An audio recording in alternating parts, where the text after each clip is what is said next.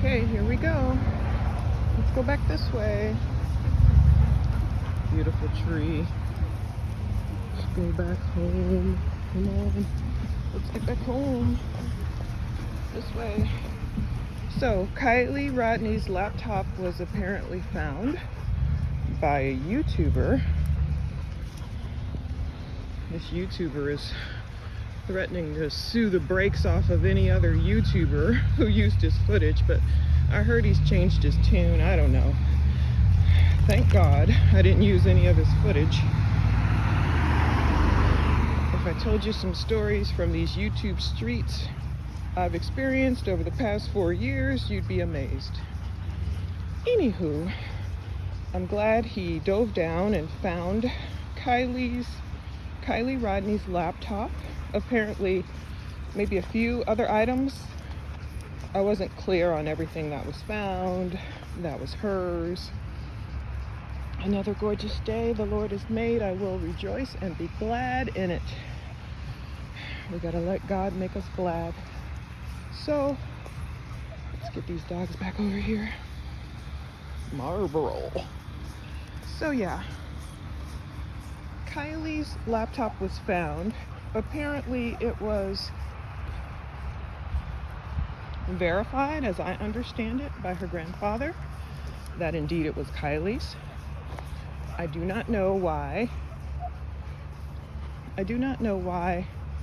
law enforcement didn't find it, or why law enforcement didn't, avail themselves of Adventures with Purpose. And that YouTuber who was threatening to sue the brakes off of everyone who used his exclusive footage, fair use be damned. But anyway, I hope he gets a job with Adventures with Purpose. They are looking for people to hire. I was grateful to see that. If I maybe took a course on scuba diving or something, I could hopefully join them. I have to learn. How do you breathe through your mouth and stay calm? That's my main question for AWP and all the divers out there. How do you keep breathing only through your mouth and speak like Nick did when he discovered Kiely, sadly, and not freak out? I wonder, how does he keep from panicking underwater? Knowing me, I just repeatedly call on Jesus like I do on airplanes and drink a little wine on airplanes, but I don't think you can do that when you're scuba diving. Anyway, what does it mean that Kiely's belongings were found? Well, first off, we know it means that law enforcement was not thorough in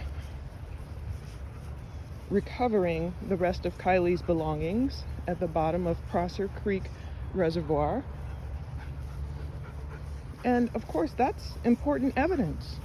What if they can retrieve something from that laptop, especially, that would let them know perhaps it wasn't an accident that Kiely went into the water? What if that's what they would discover, but they left it down in the bottom of the Prosser Creek bed?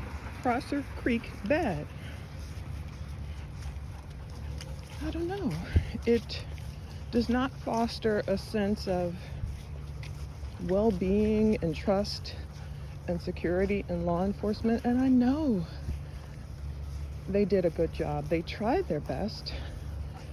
I'm not an anti-police person, even though no matter what I report on police abuses, some that are obvious, people were saying, oh, you're anti-police, but I really am not. I've called 911 in my life, and they have helped. But my point is, things like this, discoveries like this, foster a lack of confidence in police. So that's what helps the conspiracy theories thrive. When folks say they didn't do their due diligence, they didn't complete the task at hand, they were antagonists against AWP, no matter what is said in public, no matter how, nicey nice everyone tries to play. That's what it appears to have happened. They had egg on their face, like I thought they would. They had AWP move out. If you watch Doug Bishop on Zav Girl's latest excellent video, he popped in impromptu, did an interview, and spelled out more details. Trying to get my dogs not to go wild here. Come on, let's not choke yourself. Come on. Yeah. So he spelled out more details about the discovery and what he thinks could be foul play or not. I gotta unwrap you, Max. Come on. There we go. Okay. He just doesn't know. There was confusion over certain points. The things that Doug said versus what Jared said, but great sleuths have uncovered the fact that it looks like Kiely's last row belt, perhaps that seat belt that goes kind of like, vertical up and down from the roof to the bottom, may have been anchored in her hatchback. It's not clear. Some of those photos, when you try and get more clarity, it just gets more compromised and confusing. But we'll see what comes of it all. The last video I put up on Plunder, it gave you my response from the Nevada County Sheriff's Office that we would have autopsy reports, hopefully, and everything by November 1st at least, unless they come alter it and say they need more time. But in my mind, that meant they were going to just be like, case closed. It was an accidental drowning. And perhaps that's the case. But how do they really know? Kind of like in the case of Eliza Fletcher. It's like 48 hours after she was found, sadly, not alive. The district attorney is saying, basically he's clearing the husband and the nanny, which of course could be totally correct, but he's also saying Cleotha Abston Henderson, it was an isolated attack.